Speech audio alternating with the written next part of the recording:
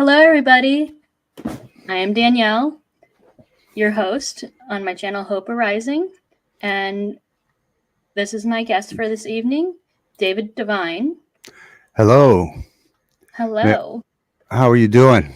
I'm good. How are you doing? I'm doing good. I'm doing good. Great. Even though we covered that a little bit a few minutes ago, but we got to do it definitely did. again. We have to do it again. We have to do it again for our viewers. Yeah. Yeah. Welcome, viewers. Well, thank you so much for coming on, David. And this is my show, Ripples of Life. We go over your entire life, and we'll talk about how different things have influenced you throughout the years, and we can go in many different directions. So thank you so much. Oh, you're welcome. So let's start off with, where were you born and growing up, like your brothers, sisters, that sort of thing? Yeah. Well, I was born here in Northeast Ohio. I have one sister, and pretty much we lived at the one house. We were talking about this just a little bit backstage, where I lived at the one house till I was about 5. And then, we moved into the other house, and again, that's when my sister came along.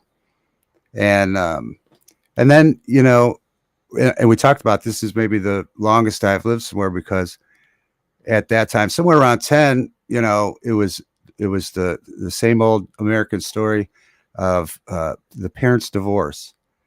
So it was try it out with dad, frustration, then go to mom, frustration, back and forth. So my sister ended up more permanently, maybe 5 years into that American divorce experiment with my mom. She found like comfort there, but I kind of never found that comfort either place. It was a really weird place. I was about 4 years older than her, so at that point I was a little less likely to go with the flow. And she, like I said, she found comfort there with my mom and new stepdad.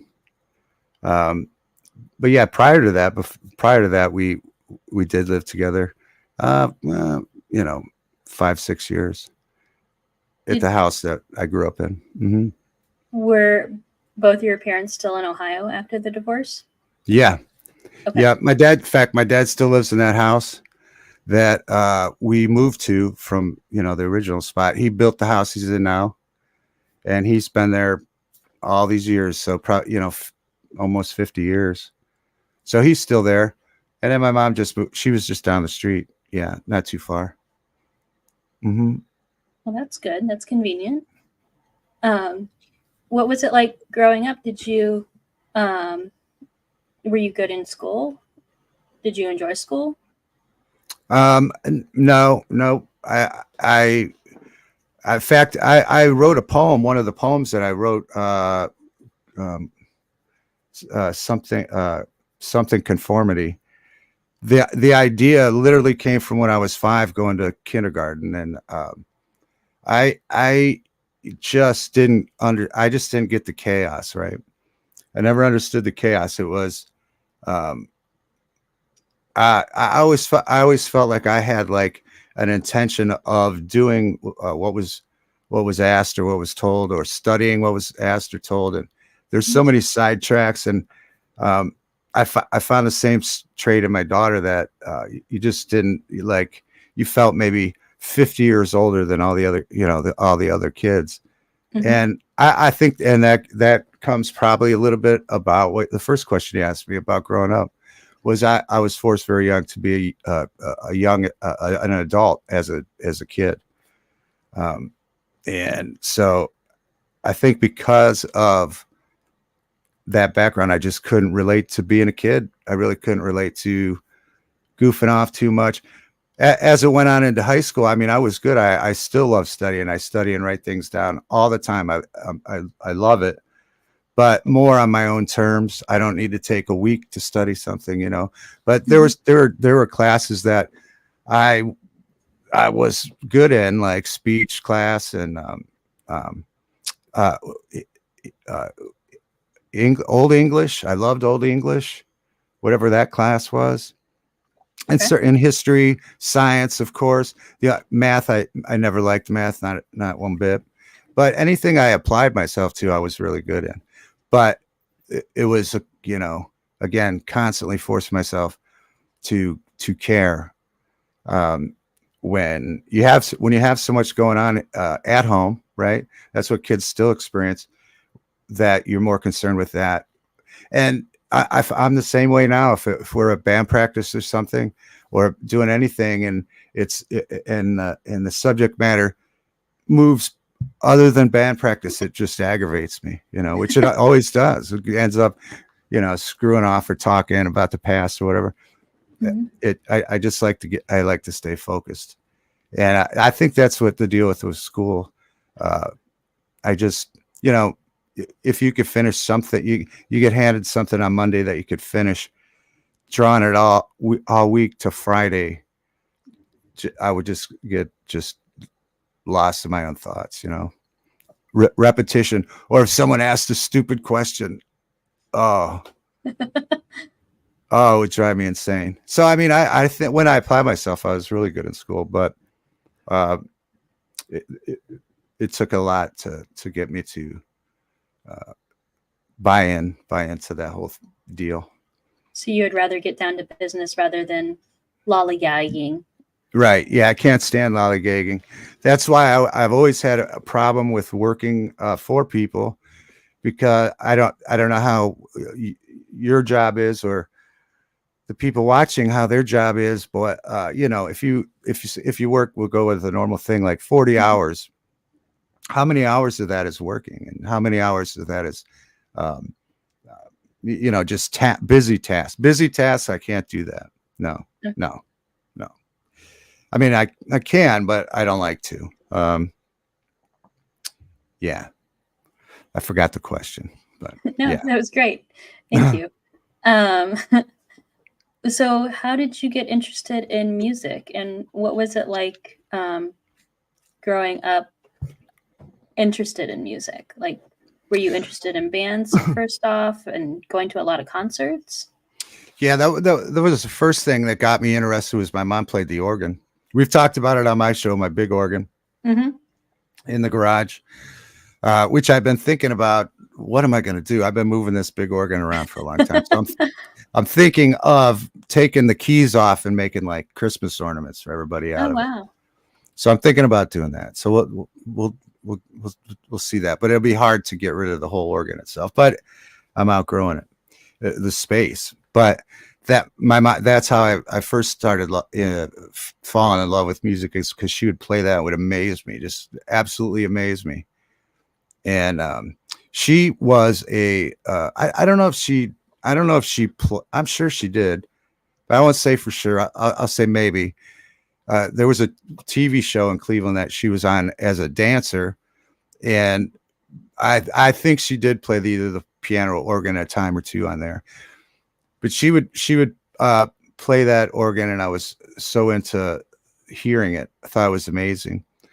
She always kept it, and at some point she stopped playing it because I think she got discouraged that was probably something that she would have liked to pursue, but then she had kids, Mm-hmm. and it makes being a dancer and musician and whatever, you got all these responsibilities down. But so I think that's why she still, even towards, well, no, she really at one point just walked away, and then I can't remember her ever playing it again. Everybody else played it, but I think that came from her a little bit of her regret.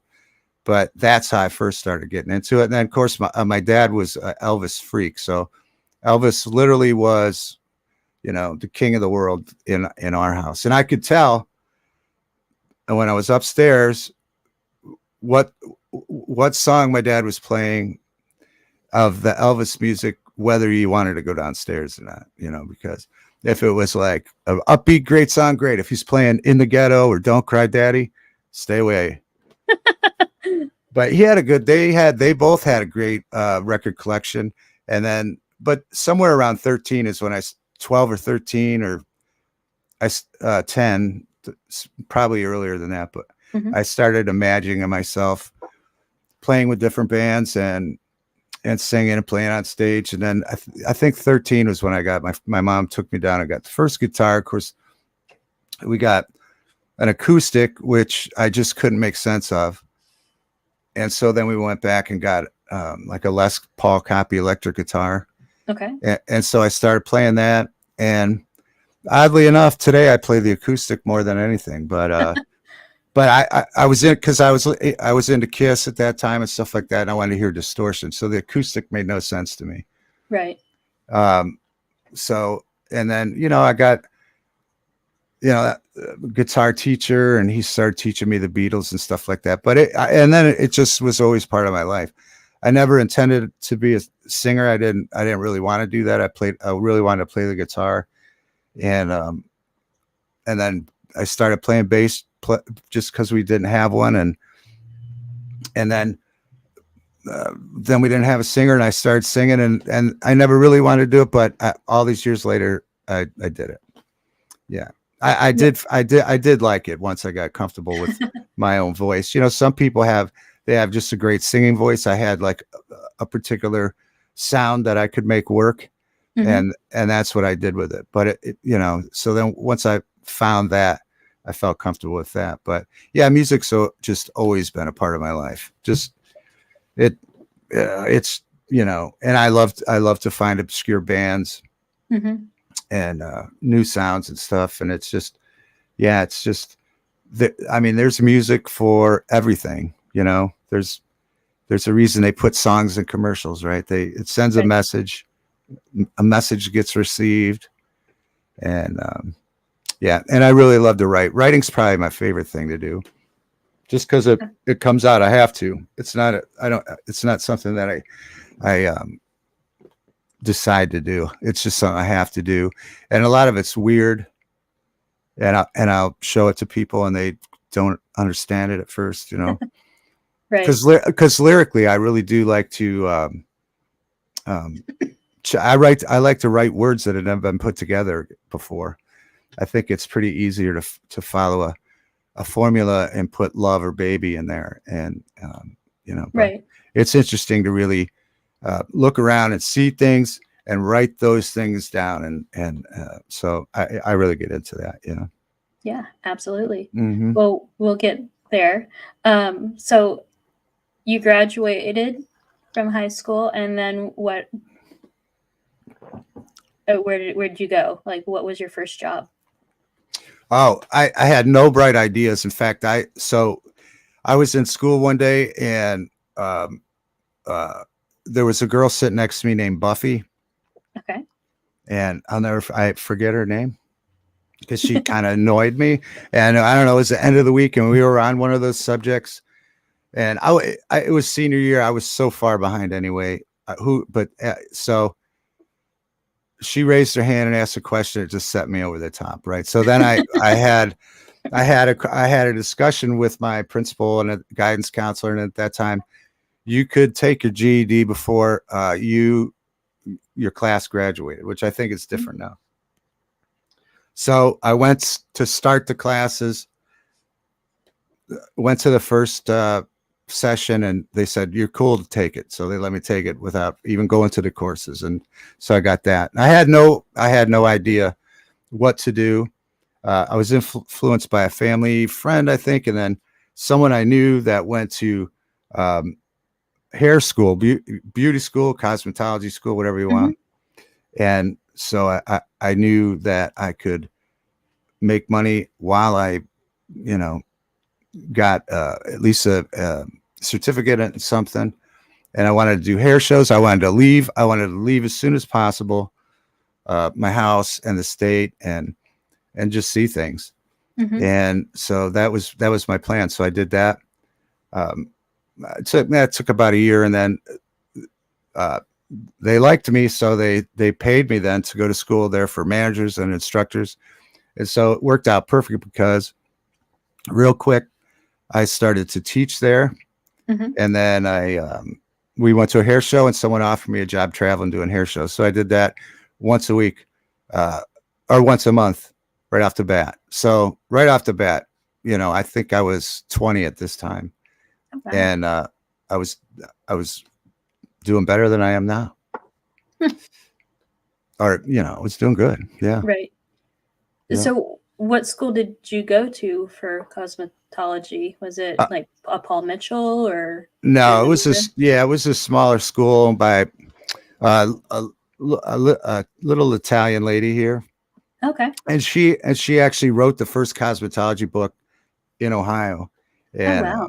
yeah, and um, so she was awesome. She really was awesome. I hit her. I was in love with Marilyn Monroe at that time, and she was like, "Let me bring some pictures." Hmm. So the next day, she brings pictures, and it's of her. I think it was like she was like 83 at the time, and she was on a cruise ship dancing with Marilyn. Oh well, the pictures were from previous. Okay, but I don't know. I'm getting my stories mixed up. Anyway, she had pictures of her with Marilyn Monroe. Because her Oh, brother wow. was a hairdresser in California, worked in movies and stuff. And they were Italian, and however deep that run, you know what I mean? Right. But um, yeah. So I forgot the question now, but um, yeah. Okay. Yeah. I'll put a period right there. Well, okay. So you are traveling doing hair shows, and what happens next? You're in your early 20s. Yeah. Yeah. We were doing hair shows. We were doing show. I was working for a company out of Chicago that was very small, Hmm. and they were a pretty major uh, black hair product, but they were trying to get into the white market, and so and it was fun and comical. It was all kinds of things because it was a completely different market. But it was neat because they had a school, and they had a factory in Gary, Indiana. No, the factory was in Gary, and they had a school um, in Chicago, and the offices were in Chicago. So we would go there a lot. What was cool at the factory was they had a chemist too on hand too, so we could go up there and spend days with them and describe things we thought would work, Okay. and he would whip them right up. He would whip them right up there, and if it came out cool, then they would make a whole vat of it, and we would take them to shows with us and stuff. Oh, wow. Yeah, and the first one we did Long Beach Hair Show, which was in San Diego, so that was great. That's the first place I got to travel to, pretty much out of Ohio, except for Myrtle Beach trips and stuff like that. But Hmm. Long Beach, and then the next one was really intimidating. It was at the Jacob Javits Center in New York City, which the first time being that young, it's very, very scary and intimidating. And then Hmm. the people and the other people that were in the shows then too, you know, it was the first time I got to experience union workers, that would yell at you for plugging in a radio. And it was just, this like, just like the devil's advocate almost. Like, I don't know if you've seen that movie, but it's like, a small town kid goes to New York. And so, yeah, we started doing that. It was great. We did that for quite a few years. Yeah.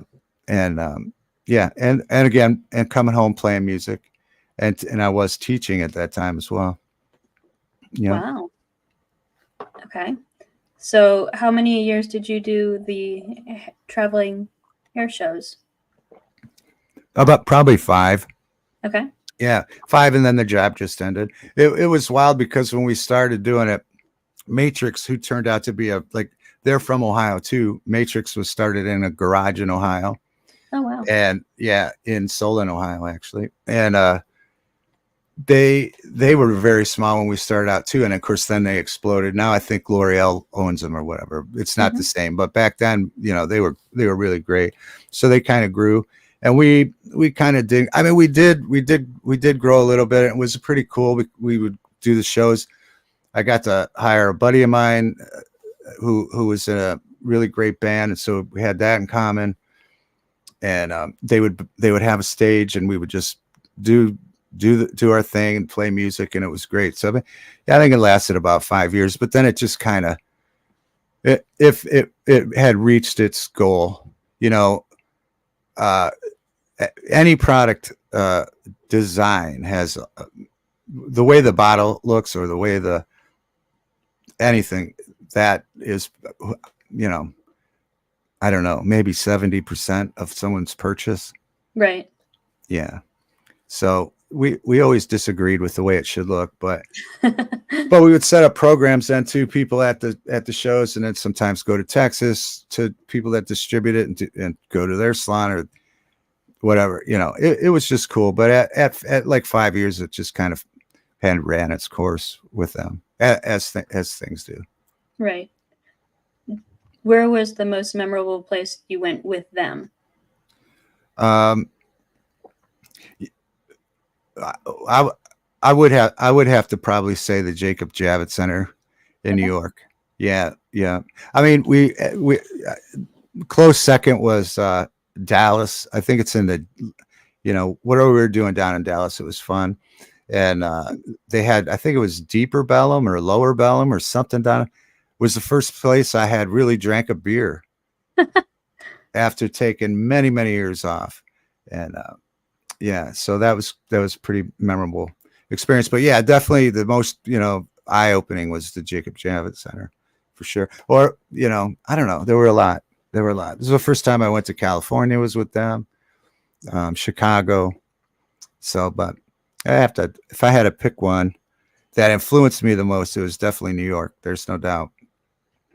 Okay. Yeah. And why is that? Well, because, you know, it was just a lot faster than where I came from. It was a lot meaner. You know, the first day that we went, we came out and we got in a cab. That was the first time in a cab for me. And the guy was, he was, I think he was Jamaican. I think he had long dreads or whatever. And we got in, and I know nothing about cabs other than sitting in them. That's all, you know, I know you sit in it. I never been in a cab at that point. And so we get in there, and he goes, I don't know, he drives maybe not a mile, maybe a half mile, whatever, a few city blocks. And he realizes that he didn't turn the meter on to start charging us. Yeah. And he realized it. I didn't realize it or look at it because I know nothing about cabs or riding in cabs. And when he realized that, man, he turned around and he screamed at us for not telling him. And he just went crazy. You know, he went crazy on us about ripping him off and all this. And then he just floored it. And it was the cab ride from hell. The rest of the way, however long it was, I was scared for my life. Oh, wow. Know? And I had never experienced someone with that much rage before about a cab ride, you know. That would be memorable. Yeah, I could try to, you know, imagine the guy, you know, he needs every penny or whatever. But man, I mean, he yelled at us like crazy, and it scared the crap out of me, to be honest, you know. Wow. Right. Yeah, I mean, yeah. And just experiences with people, just interactions. The show, there were some great ones, but like I said, with the union worker, I plugged the same thing, confrontation. I plugged a radio in, turned it on. He came over. He was an electrician, union worker, and just laid into me about never plugging the radio in again. You know, and so it's just those really abrasive, you know, like if you like, I don't know, it's changing world now, but like if you called around here and you asked somebody, hey, how I want to book a room there. How are the hotels? Well, maybe they have never even been in a room, but they would explain how nice they are. Right. That's just kind of a Midwestern thing. Oh, they're nice. They're great. You know, if you called at that time for a hotel room at New York, which happened to a buddy of mine at the Chelsea, and he said, I'm coming with my son for the first time, and I want to know how the rooms are.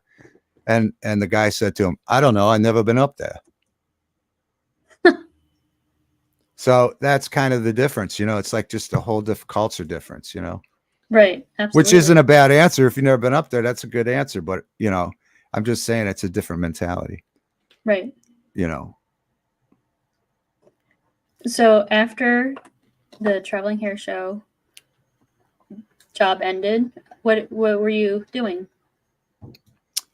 playing music and hair probably somewhere. Yeah, definitely. That's been. I stopped doing that. I was at a place for 14 years that I'm semi-retired from now. But yeah, I've been doing that and playing music. Well, that part I did for 30 years. Okay.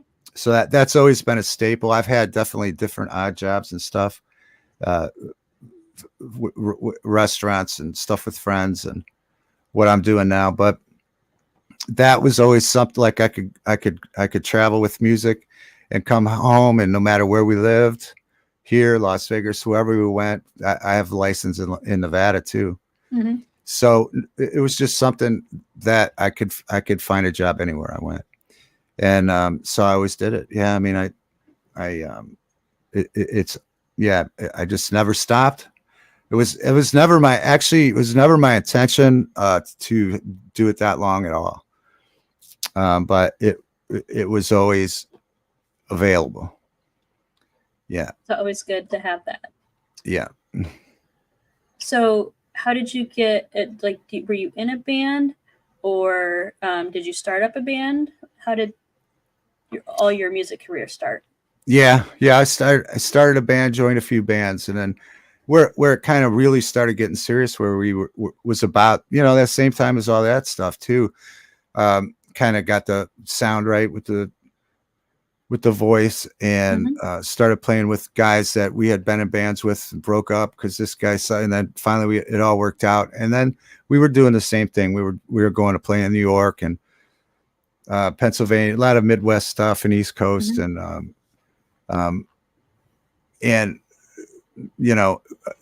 that with that band that went on till 8 years. I mean, we just always did that at some incantation or whatever the word is. Guys in and out, but we always did that. In fact, yeah, we still talk about playing with those guys again, but it's probably not going to happen. But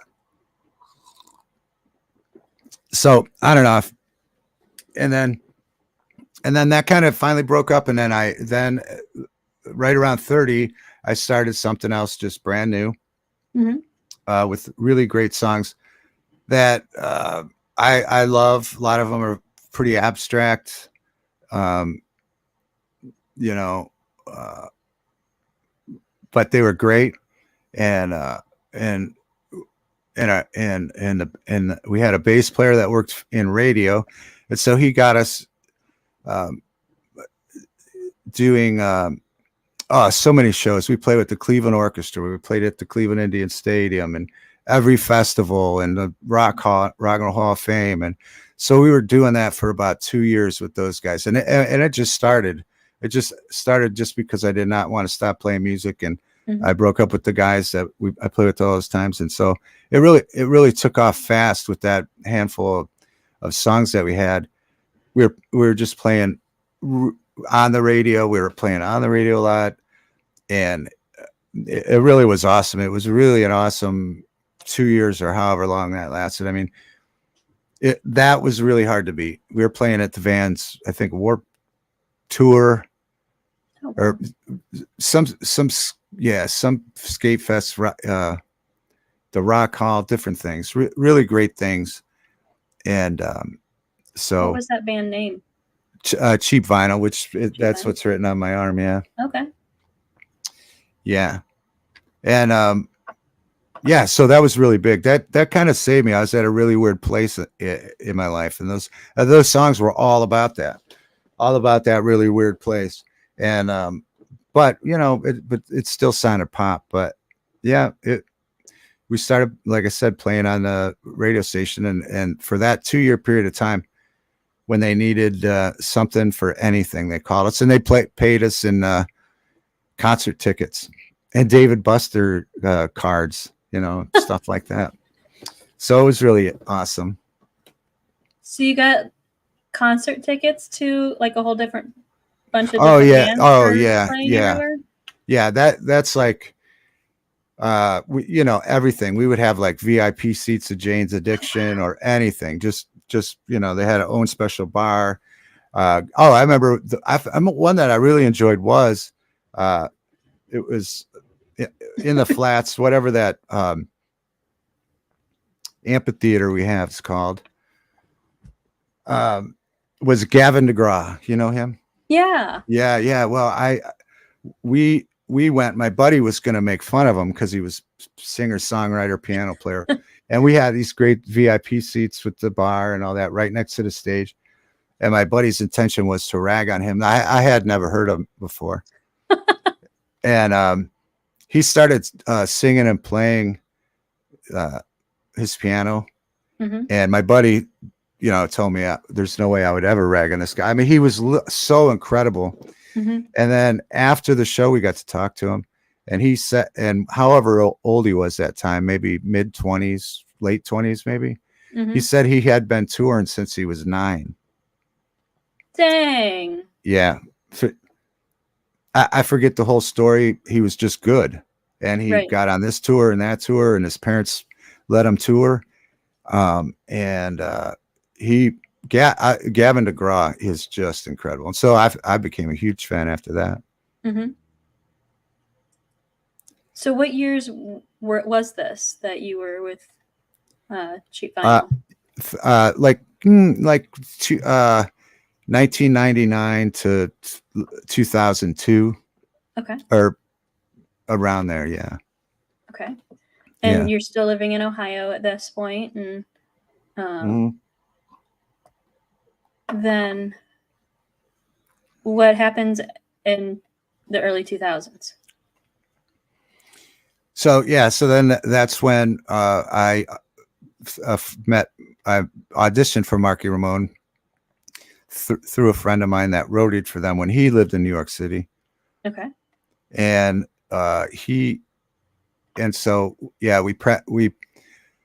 practiced in a basement in Parma, and it went all right. And so we played the next day at the Rock and Roll Hall of Fame. And they were starting to do these live concert series at the time. They had done some smaller ones. I know a friend of mine played with Glenn Matlock, who I later met, who was original, I think, bass player in the Sex Pistols. And so they were doing some shows like that were smaller, but this one I had no idea what to expect, to be honest with you, because I had never been there, and I don't think there was one this big to that date. And so if you ever been to the Rock Hall, or you look at a picture of when you walk in and they have that big open room there, well, at the end they have a stage and they set that up, and then they had seating. I think there were 400 seats, but it was sold out. Yeah, it was definitely sold out. And I was scared to death. The reason I brought up all that stuff with Cheap Vinyl is that if it hadn't been for all that, playing with on the radio and the different big shows and with the orchestra, and if it hadn't been for all that experience, I don't know if I'd have been able to do it. I mean, it was free. It freaked me out to look out there at not so much this crowd, but the crowd with Mark, because Mark had been inducted in the Hall of Fame in 2002. And so they were doing that. They were doing inductees concert series. And then Daniel Ray was playing bass, and he wrote and recorded with the Ramones on the last, well, probably a lot longer than that, but at least he was playing on the last couple records, and Brain Drain for sure. No, maybe not Brain, the last couple albums. And so it was wild. I didn't want to, disappoint these people that I looked up to, and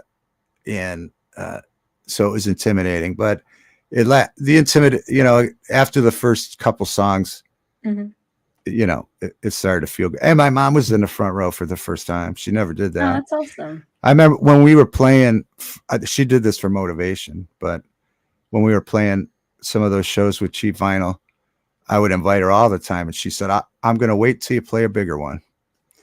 Aw. Yeah. So I think that was just like a motivation, Right. Not that she hadn't seen me before, but that was what she would always say. So she was in the front row on that one. Yeah.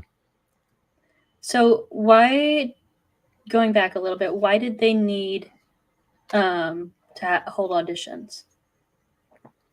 Well, they got inducted in 2002, Mm-hmm. and there were, so you had the original drummer, which was Tommy. Dee Dee was the bass player, Johnny guitar, Joey singer, and then Mark would be considered um, definitely to be inducted because he played on the most albums and he was in the band the longest. Tommy played on the first three, and then after that just stayed in the studio and recorded them. But so to answer your question, because they got inducted in 02, but Joey, the singer, died right before that of throat cancer. So he never knew he was inducted. I don't think. And then by the time of that show, Dee Dee, the bass player, had died of a heroin overdose. And then Johnny, the guitar player, he was still alive, but I think he was battling some sort of cancer, but he had retired. So it was just Mark. Mark was the one that they came to play the show. Mm-hmm. And I'm sure Johnny didn't want to do it. The other two guys have passed away. And so Daniel, he came with Mark from New York, who's actually from Shaker Heights. Everything's from Ohio, guys. Everything is from Ohio. But so he came from Mark with New York, and then we needed the guitar player, and that's my buddy who had roadie for Mark, and so he got me the audition, and bam, worked, and then we played the show the very next day, and it was intense, very intense. Wow. So after you played there, what happens? So we kind of go back to our lives, which mine had became very small at the time. I had cheap vinyl working, but so I was willing to do anything. And so Mark offered that because that was a one and done thing. And then he enjoyed it. And so he was working with artist management out of California at the time. So they were booking these shows. So he said, you want to go play the East Coast? So yeah, okay. Well, we need a van. So I would go to the Cleveland airport, rent a 15-passenger van, and then we would go to someone's house, take one of the back seats out so we could put the equipment in there, drive to New York City, pick up Mark, and then go do our little tertiary market tours at the time, which were, super small markets, just kind of trying it out. And also Daniel Ray wasn't doing it this time. Then our other buddy was playing bass. And so we would do that. We would go do a weekend, or we would go, it kept getting longer, a week. Then we would go, we would go down the East Coast all the way down to Florida. And it was definitely a summer thing at that point. And it had gone way beyond where I thought it would go.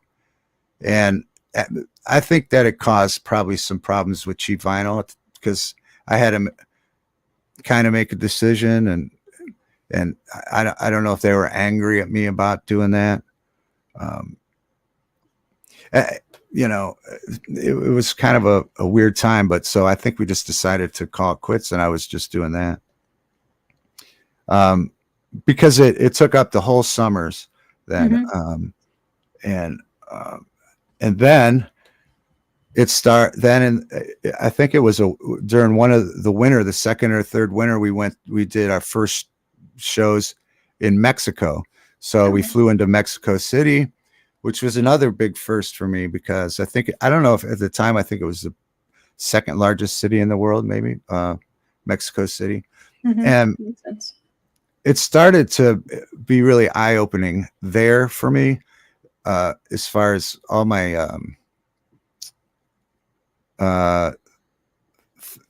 thoughts maybe and views and appreciation of art.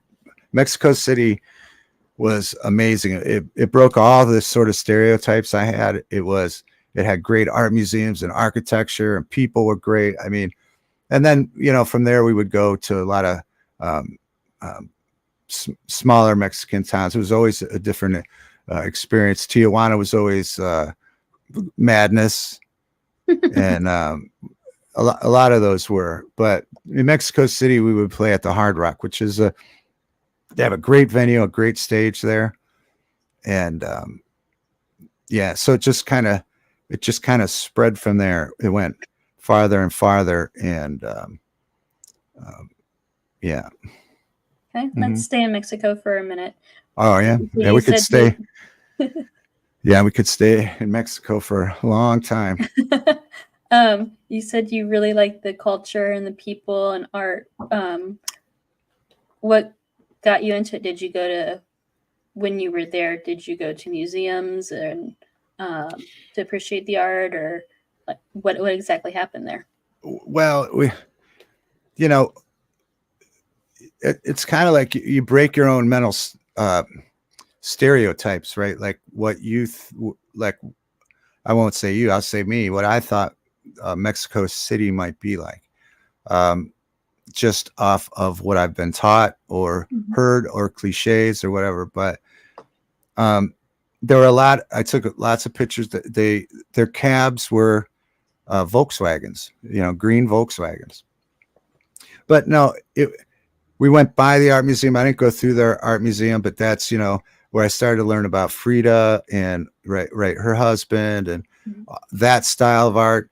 But just seeing that art museum, I never imagined they had such a just amazing structure from my you know, my stumped imagination of what it could be like. But just the streets and the architecture and the statues and just some of the people I meet, because after we played the show in Mexico City, after the show, I went out, and the crowd kind of dispersed at that time, but there were still a few people out there, and I went to talk to people, and a lady came up with a little kid, and she said to me, "Oh, great show." And I said, "Thank you, you know, my pleasure, blah, blah, blah."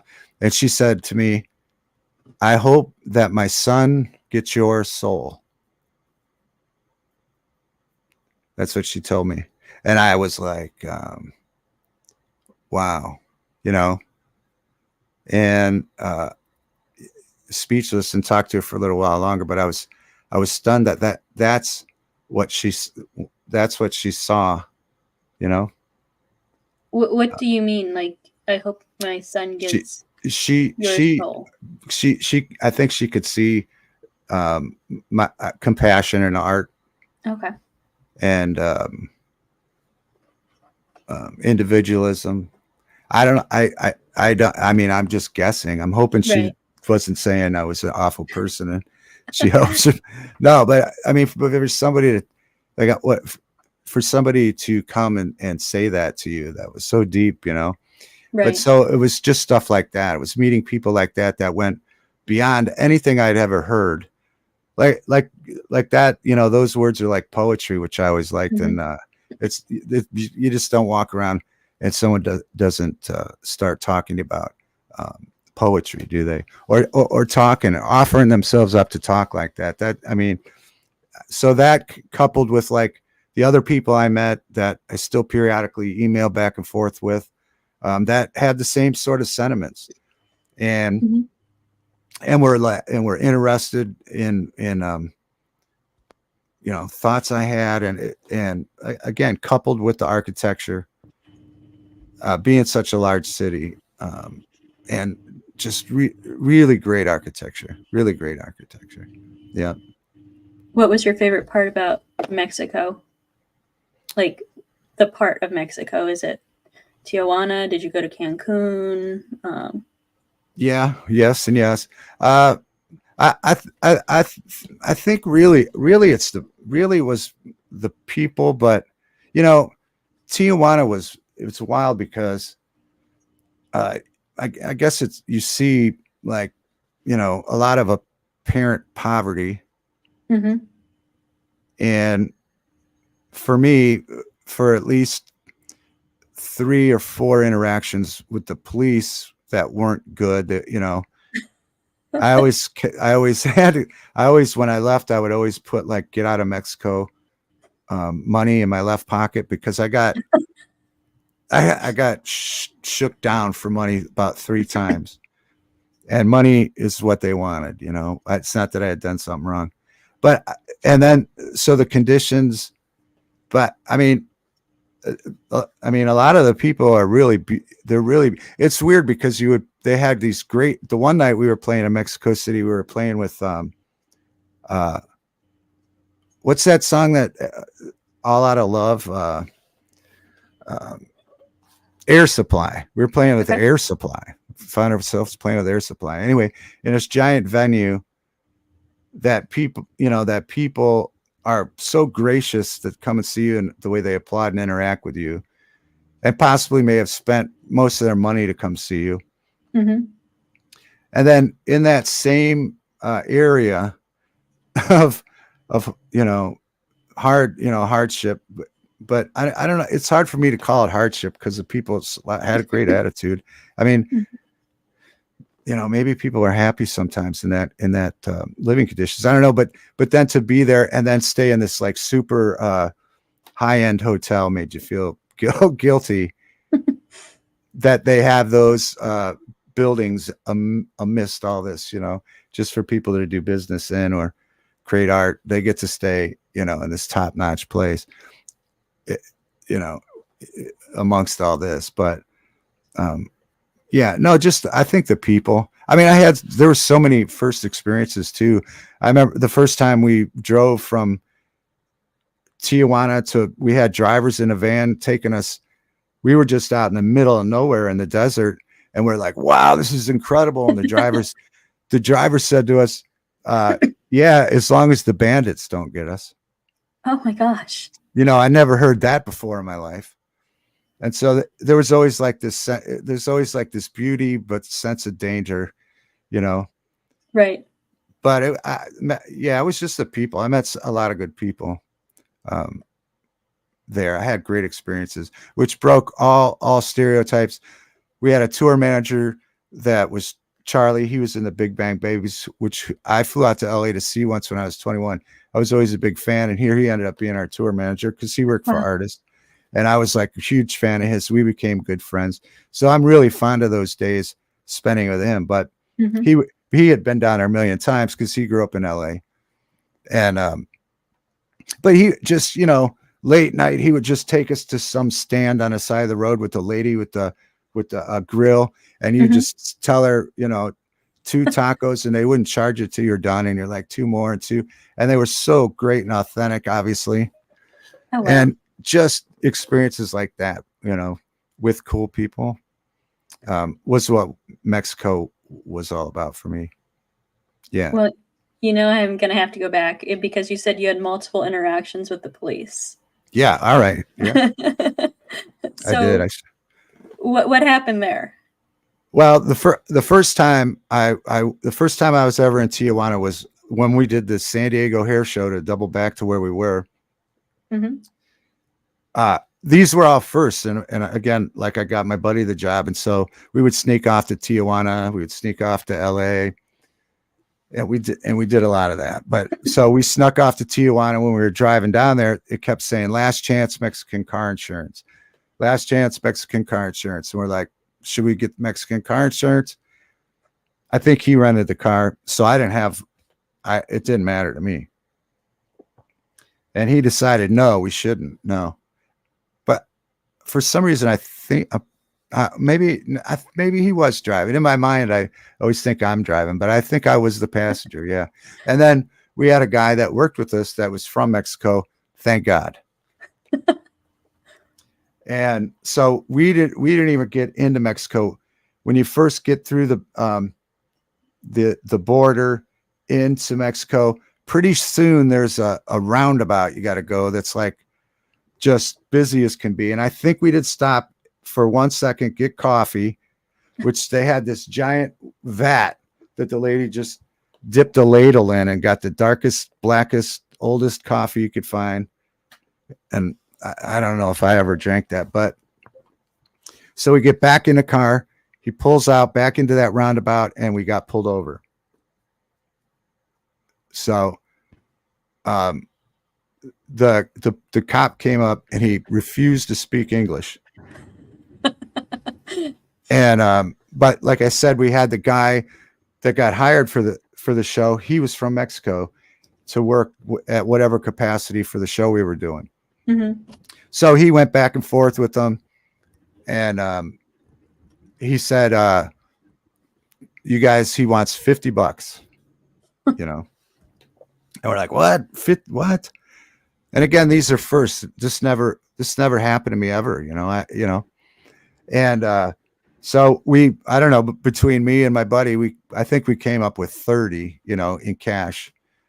And we were discussing with him and he discussed with him. 30 was just perfect amount to let us go, and bam, right back to America. But that was the first time. The second time we all flew in to play music, and then we all flew out separately. So Mark went to New York. I was going either to Cleveland, and then everybody else was doing whatever. Well, at that time, it's the worst thing you can do, in my opinion, is travel by yourself from Mexico. So we were leaving from wherever, and we made a stop, an unscheduled stop at a land strip, and then they had a building there like we might have like a rest stop on the highway, you know, and all they were doing was taking us out, processing us back through their system, and then getting us back on the plane. Well, I made a mistake and went to the bathroom. And so, because the reason it's a mistake is because I was towards the front and I was surrounded by people that could witness. Well, when I went to the bathroom and came out, I was last. So when I went through the system, I was last. There were no witnesses. And he told me my papers were expired, at which they weren't. They were not expired. And plus, we weren't supposed to stop here anyway. So I was like, oh, well, man, and he's like, you know, he scared me for a minute that there's nothing he could do. And at this point, it's just me and the police in the building, you know. And but then he said to me, finally, he's like, I think I can reprocess these papers for you, oddly enough, for $30. So I said, okay, can you please reprocess them for me? So I gave him $30. He gave me my papers unreprocessed. And then I went back out and I was going up the steps, you know, because they put steps down on the plane. There was no airport or nothing. And everybody was yelling. I was so shook up, you know, because I thought I was going to have to stay there wherever there was. And so, but at that, so when that was going on, they had taken my luggage out, went through it. It was all over the runway. So people were like, get your stuff, you know, so then I had to do that. So, and then that same thing happened to me one or two other times. Yeah. Oh, wow. And it was mainly because I always took a get out of Mexico. And I think it was because I was a perfect target because I was by myself. Right. Yep. Was it always $30 as well? I think those were the only two times where I had to pay. Oh, wow. I think there could have been another time that I had to pay, but I knew after that time I had to have paid at least one more time because it became a thing where I said, we have to have a get out of Mexico fund when I go.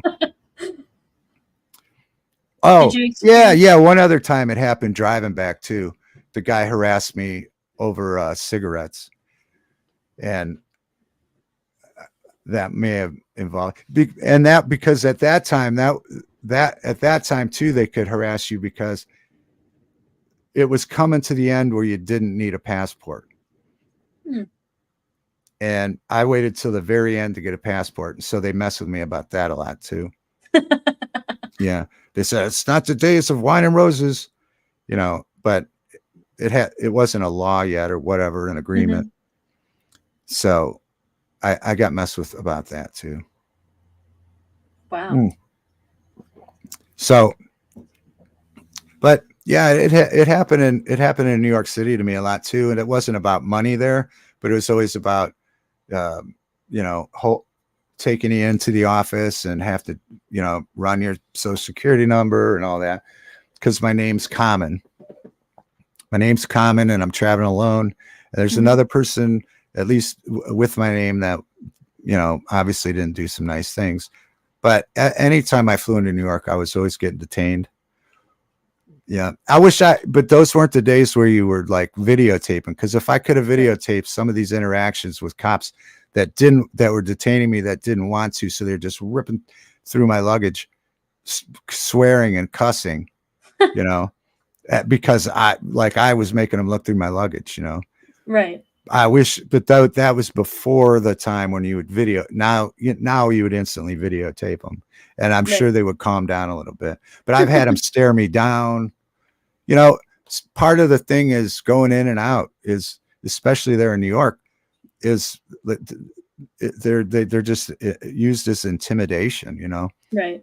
Yeah, they're trying to, I think, check your body language, your reactions. But it's really a wild thing. But Mexico was just about getting bribed basically several times. Right. But wow, those are quite some stories. Yeah. So where else? It was wild. It was wild. Mexico was wild. Always was wild. I'll just tell one more there. One time we were playing in Tijuana, and it was at a small place. We were playing a bigger venue, but you fill in all the off nights with small venues or whatever, just to fill in the day, so you're not sitting there for free. Mm-hmm. And we played this really small place. They had a terrible. I mean, it was I can't even think of a place I've ever played smaller in my life, and I don't know how many it could have held. There were a lot of people there, but probably if there were legal laws, it probably could only hold like 40 people, and there were probably a couple hundred there or something. Mm-hmm. And we went on, and the PA was like, worse than the first practice PA I had in my house. It was the worst PA I ever heard. The lights, were like one or two lights. Mm-hmm. I mean, it sounded terrible, looked terrible. And, and we're playing with somebody that's in the Hall of Fame. So he had, after 3 songs, it was really unbearable. And he left, he just walked off back into the van, and we all followed him. And a lot of these people now we're parked in the back of the parking lot, that we got to drive past through all these people to get out to the street. But there's a couple hundred people out here now that are pissed off because they paid all their whole life savings to come see the show, and after 3 songs we quit. And I mean, so Mark, he signed autographs from in the van, and we try to hold him back and calm them down and at least get everybody autographs. Or we were giving away bracelets, belts, hats, just to calm, because it was a enraged crowd.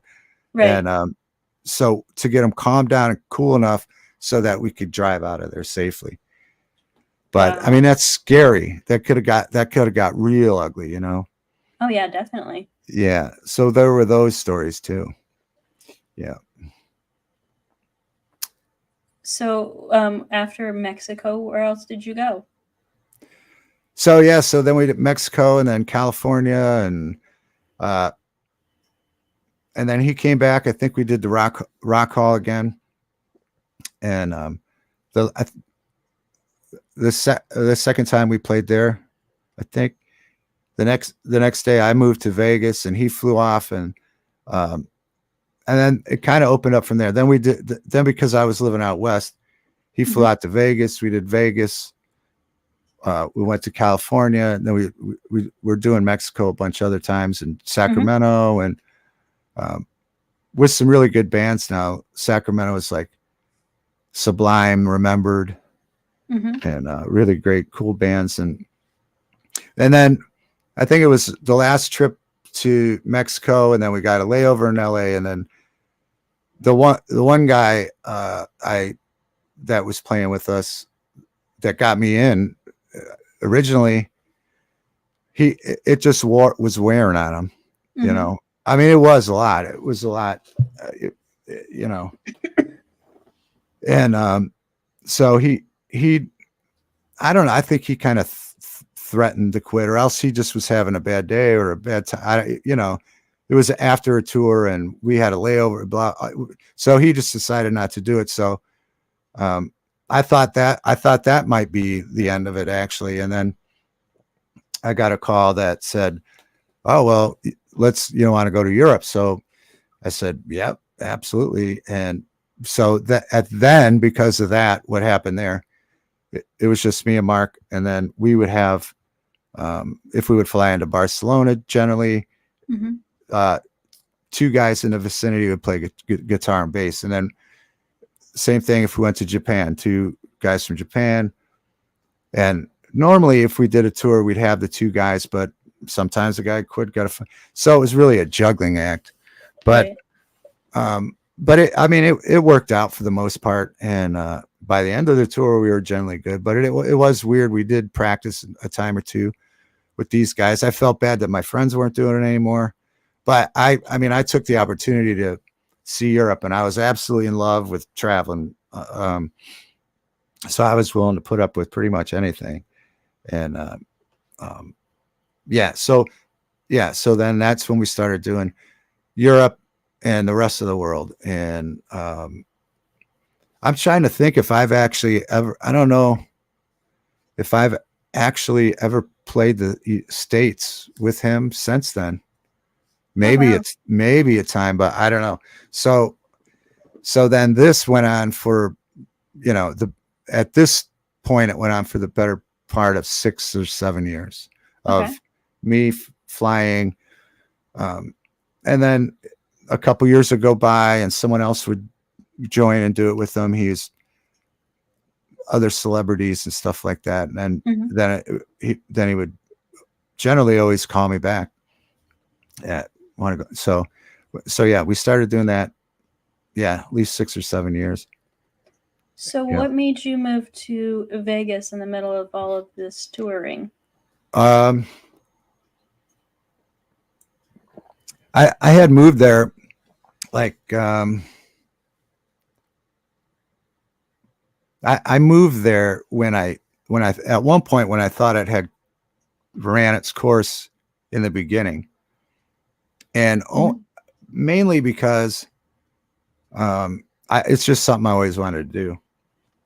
Um, I sold my first house back long before that to with the intention of moving to Vegas, which I never did. I just loved that city, Mhm. and so I had moved out there, and then that's when I got my license there. I studied, took the test, worked a little bit, but then my living conditions weren't optimal, Mhm. and so just one night I flew back to Cleveland. But I thought I'd always go back, and so yeah, a few months later I did. Oh Yeah, wow. and I loved it out there. I thought I was home sweet home again. I'm a lot of friends. Um, Mhm. there's a lot of musicians out there. People, a lot of really interesting people. Got to do some really just great things because of the people I met, and I just felt comfortable. I loved everything about it. Mainly the weather, and just the fact that it was open 24 hours, and Mhm. um, you know, you, I just felt super comfortable there. For a couple years until the day my daughter was born there, and when I left the hospital that night, um, I wanted to get out of there. Yeah, Oh wow. yeah, yeah. Now what made you change that Well, quickly? because I feel like I could adapt to pretty much any situation and put up with it and be tolerant. There's a lot of transient people in Vegas, a lot of action, and unlimited nonsense that I felt comfortable, but I did not. I didn't want her to have to grow up in that, because I mean, I met a lot of people that, it's weird. I met a lot of people that grew up there, and socially they weren't where we're at. You know, like they couldn't talk like this. You know, they just had like it's so funny how it's such a like a nightlife type town, but it's also such an antisocial town. You know, it's a really hard to explain, but the people are very introverted there. Like you would never talk, if with all my experiences, you never would interact much with your neighbors. In fact, I left my garage door up once, went to the store, I was gone 5 minutes, and the neighbors across the street stole a bunch of stuff out. I mean, it was just constant, like stuff like that, you know. Oh, wow. That, like I said, I could deal with, you know, because the value was greater than the stuff that was happening. But for her, I don't want her to have to grow up around that and think that was a normal, type place. I don't know. It had to do with where we lived and just the nonstop parties across the street, and just, you couldn't go anywhere without getting hassled for something. And it was just, it was just, and plus I wanted her to grow up around family too. I had no family out there. Yeah. So how long after she was born did you come back to Ohio then? Well, it was a process. So it took, I think, it took about almost a year. Yeah. Okay. Yeah. So she spent her first year out there. She's excited to go one day. She's never been back. Maybe drive by the hospital she was born in, That'd be cool. Yeah. But, yeah. Yeah. So you toured around Europe, and it sounds like Asia as well. Yeah.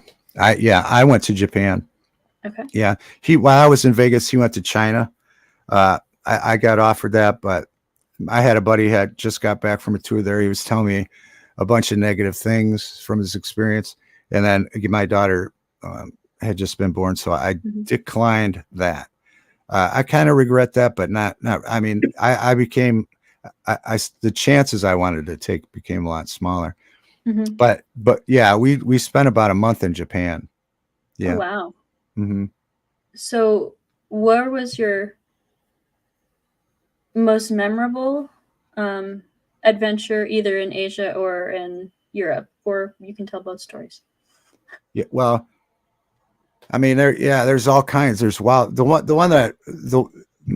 me personally, my favorite, well, it'd be really hard to narrow it down, but the first one that comes to mind is the one of the last times that we went to Europe. Oh, all kinds are popping up now, but one of the last times I went,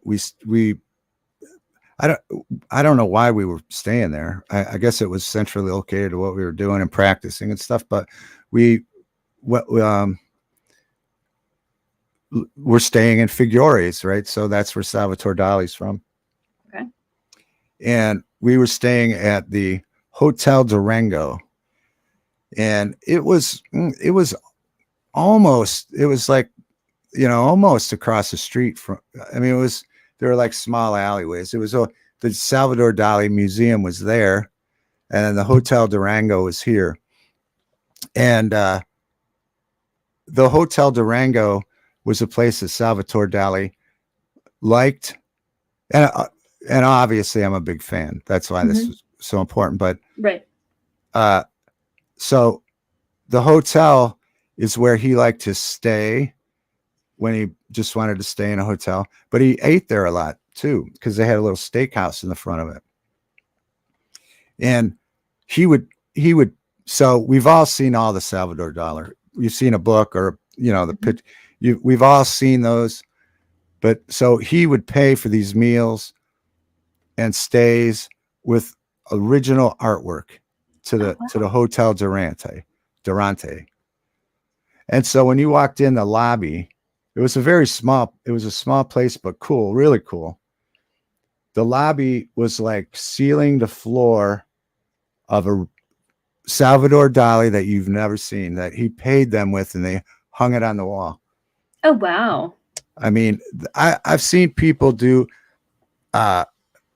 videos, you know, there, but yeah, this is stuff you never seen. And then periodically through the hallways in a hotel, you'll see original Salvador Dali artwork. So that was really cool. And then I got up one morning and went over to his museum, and it was just like his brain was probably. It was like a round building with many floors. And when you walked in a room, it would have multiple offshoots, and it could have, you know, he also did, you know, when you first walked in, there was this giant room with a theater tapestry that he had painted for some play that he did and made films. And so that was there, and it was just grand, you know. And then you would go around these hallways and see original artworks, or he would do strange sculptures, or, you know, the popular ones where you looked at a thing at the eyes and the lip, just all this abstraction everywhere. Some of it, when I was there alone, and some of it you would get off into a room way off there. It would be kind of scary, to be honest with you. And just imagine that this is his mind. Like, I'm working on this, but then there's this and this and this. And it was just like never ending, you know? And when I walked in there before all that, I walked down the hall into the first room, and I saw like a plaque for him in a dark room. And I realized in a few minutes, I realized I was staring at his tomb. He's buried there. Wow. Yeah. And so that made the experience, so, you know, so much more important, that he was down, you know, right. His body was there in Figures. But yeah, that was not to be funny, but that was a surreal experience, you know. Yeah. So that was real. That was important to me. I don't know. That town was just incredible.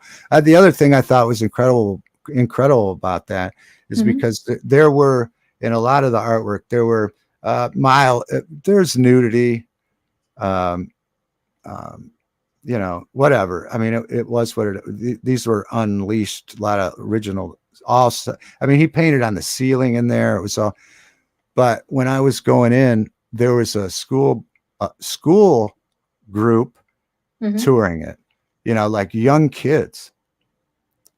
And at the time I kept thinking, like, this would never fly in America, you know, like these were young kids, like our art museums are so censored, right? Are pretty censored. Right. And this was just outrageous. Like maybe even for some adults might have been like freaked out by this place, you know, but again, he also lived there. He lived there, painted on the sea. I mean, there's video of all of it, you know, but yeah, it was just incredible. And then, you know, I learned, I think in the north of Spain, they had another museum that his wife lived near, but she could only take him like on like 2 weeks at a time or a week at a time because he was too intense. and so he would have to ask permission to come see her at that other place and get permission, to come see her. Yeah, that's interesting. I've never heard that before. Yeah.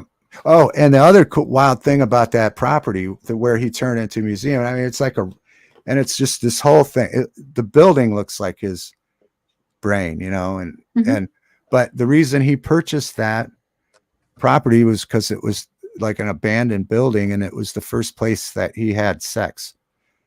So it meant something to him. So that's why he bought it. Oh, wow. Yeah. That's what I heard. And so he turned it into his home. Yep. I mean, if you're going to turn a place into your home, I guess that's as good as any.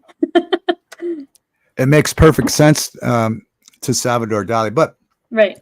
but Spain was so interesting. I loved it. It probably was my favorite. Barcelona, where they have the architecture, right? We've talked about it with the Gaudi buildings, the churches, there's mountains and sea. The whole town is artwork, park benches. It's incredible. Right. And artists a treat. I mean, in near Figueres where we practiced was a studio, and it was a place that Mariah Carey had just recorded her most recent album at the time. And like they had like a kitchen and a dining room and a different studios, and between the buildings they had a in-ground pool, and then another studio back there. And the people that opened this studio did it because it was their son's dream. He always had a small studio, and then their son passed away for some reason, so they made his dream a reality. I mean, I went outside at one point, and his dad came up to me, "Are you enjoying yourself?" His mom was making sure there was enough food and something to drink, and they treated you like kings, and it was great to see his dream imagined, but also to see how people could treat artists, much different in a rehearsal spot here in America, definitely. Right. But this was just incredible. They were honoring their son's dream, and they were just awesome people, great food. It was just something. You couldn't believe it. Yeah. Wow. What was the most difficult part of touring and traveling? The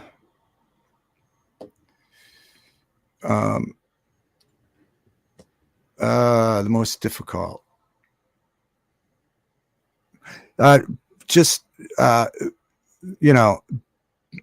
Being away from home for a month or whatever, and the traveling got to you after a month or 2 months or whatever case, because there was generally never, there were a couple days, but say if you were there 30 days, there were never multiple days where you weren't traveling.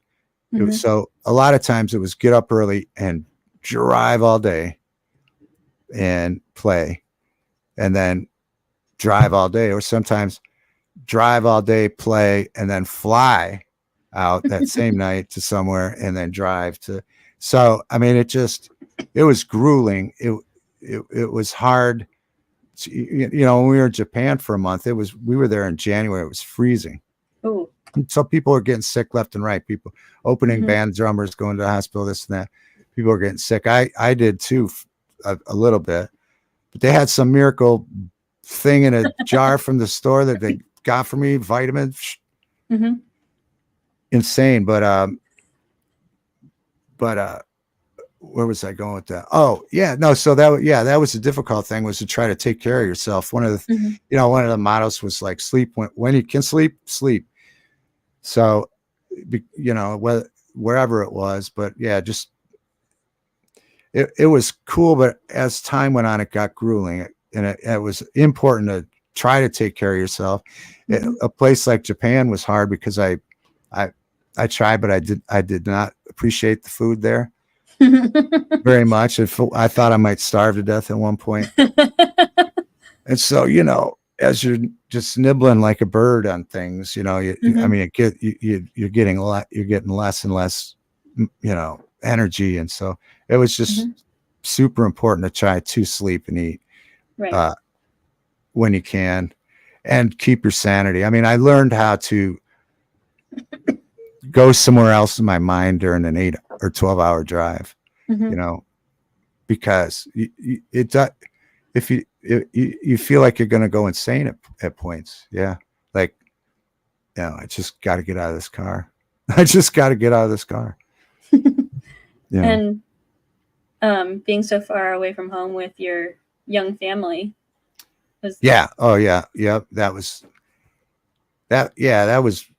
real rough. Yeah. My daughter, airplanes made her sad. She thought I worked on airplanes. Oh. Yeah. Or yeah. So that was hard. The last little bit she could watch videos right after on the internet. So Mhm. that was made it a little bit better. But no, yeah, that part sucked. Yeah. Yeah, Right. that was, but at that, that was the kind of the hard part. And some people ragged on me, but that's what I did for a living. I mean, that's what I had been doing for a living for so many years at that point. Mhm. Um, that, yeah, I mean, it's just what I did. So we made it work for a while. Well, Mike has a great question. He said, if you could go back knowing what you now know now, what would you change or do different?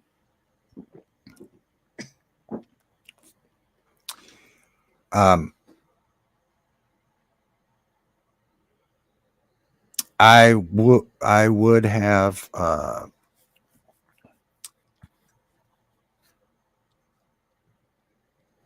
although I did make conscious attempts all the time. I, I was always videotaping.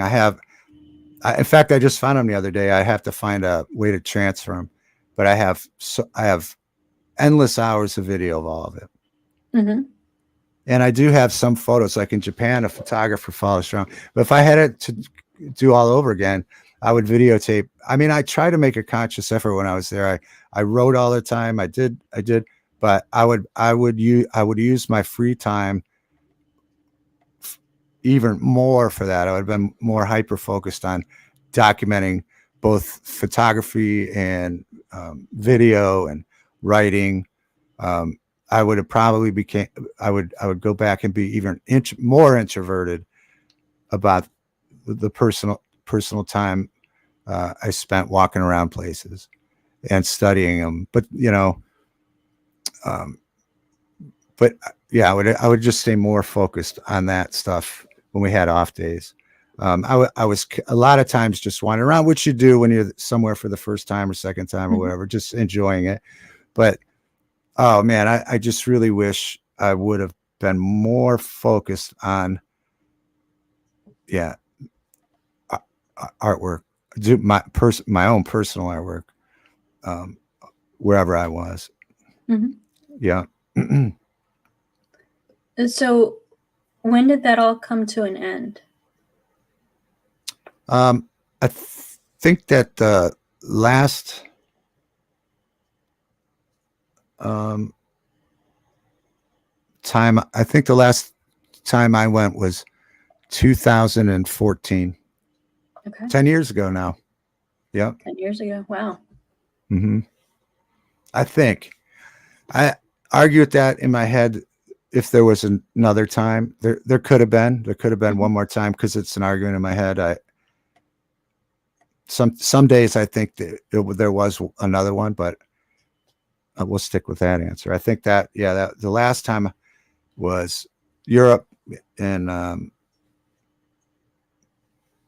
Finland, I think, and all up there, Mm-hmm. The which was, Scandinavian countries. yeah, which was cool because that was, I think, the first time, other than Amsterdam, I had been up that far, but before. But so we did that. I think that was really the last time, and then we had a plan to do, but that, I mean, you know, I don't know, and then we had a plan to do a tour in South America, but I mean, I could make an art. By that time, the the way they were doing the set had changed.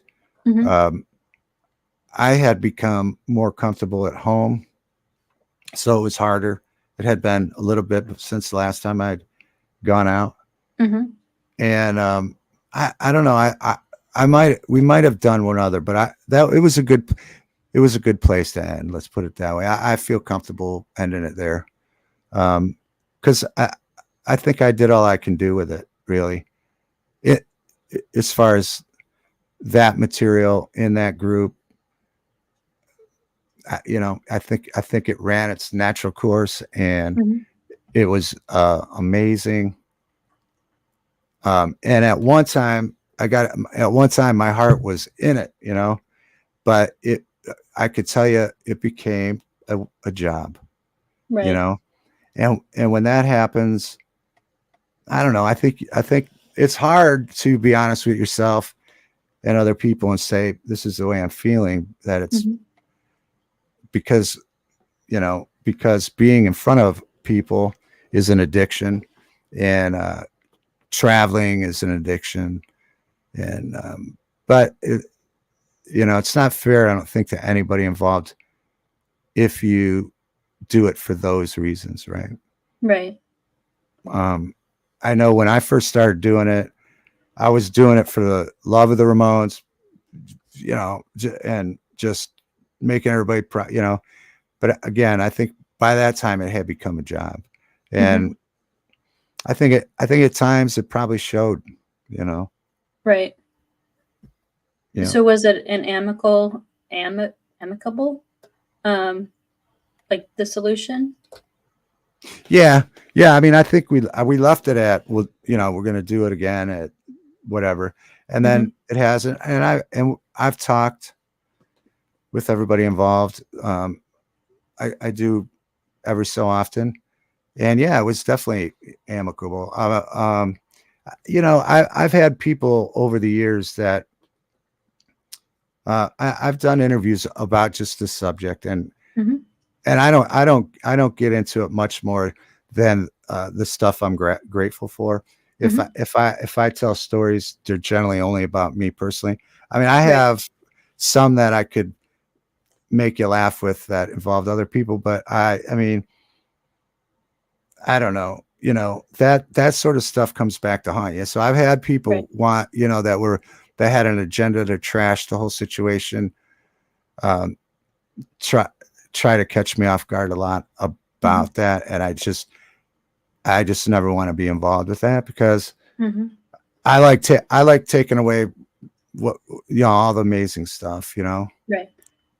um, and and it was that vehicle that gave it to me. I mean, there's no way in my whole lifetime I would have done a fourth of that uh, without that situation, you Right. know. So I mean, I'm beyond grateful. I got to see the world in ways that a lot of people never do, and it was just, you know, not something I would ever be involved with. Um, but no, yeah, it was definitely a friendly departure. In fact, the last day was one of those stories I won't tell you. Well, that's awesome. Yeah. Um, did so I would like to end it here for this week. If you would like to come back next week and we can talk about um 2014 and on, and then as well as maybe some more personal things. Okay. Okay. All right. Yeah. Sounds Well, good. I believe I saved one message. Gra had asked earlier, do you read music? Oh, no. Uh-uh. Nope. My mom did. I've attempted it get in school, but I retain nothing. No, it's hard for Huh. me to, I don't retain, can't retain any of it. Um, if, if I stared at it, I could figure it out, but Okay. it would look ridiculous. It's not like when you think of someone reading music, they look at it and they play along, right? Hmm. No, I could probably figure some things out, but I'm not, naive to it. But no, I could not play. But my mom did. Yeah, I was amazed by it. I have still some of her sheet music. I found Breakfast at Tiffany. She had the other day, the soundtrack. Yeah, she had the sheet music. Hmm. But no, I thought it was amazing to watch her do that. But nope, I cannot. Mm-mm. So how did you learn? Was it just by hearing then? Yeah, Okay. yeah. Um, it, just from songs, and then you know, so this song's this note, that note, and then just really, I mean, I took music lessons, but really it was just from friends sitting around saying, oh, okay, here, this chord pattern, oh, I don't know that chord, then pick that up, and then start learning the notes all over the neck and different ways to play it. Oh, wow.